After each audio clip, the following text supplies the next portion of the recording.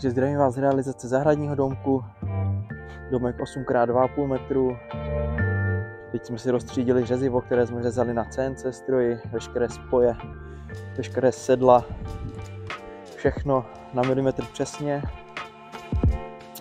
Teď už nás čeká jenom kompletace, kterou osadíme na betonové patky, které jsme si předem vybetonovali do nivelace.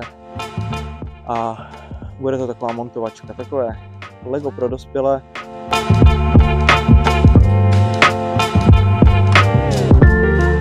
Celý domek bude z KVA hranolů.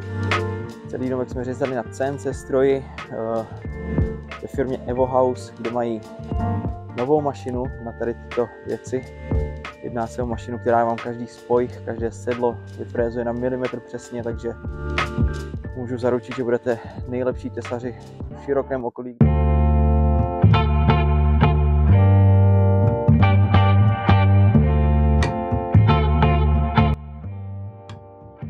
Tady máme hromádky, na každé máme výkres.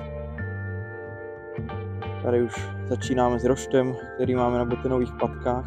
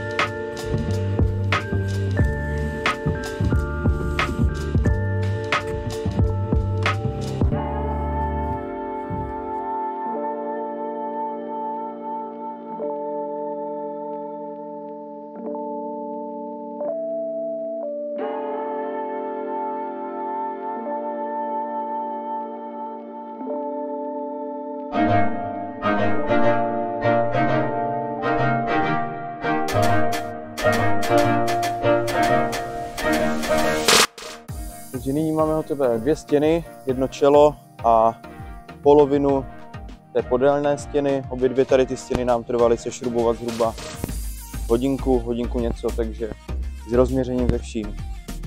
Co se týče nařezání, CNCčko všechno nařezalo spolehlivě, tak jak má, nikde žádná chyba, takže všechno sedí, nic jsme nemuseli zařezávat, takže za mě super. Takže pokud vás zajímají videa ohledně dřevostaveb, ohledně dřeva, ohledně dřevěných konstrukcí, pergol a tak dále, určitě sledujte další videa a hned v dalším videu budeme pokračovat na tady tomto projektu, takže pokud vás to zajímá, čekujte. Zdar!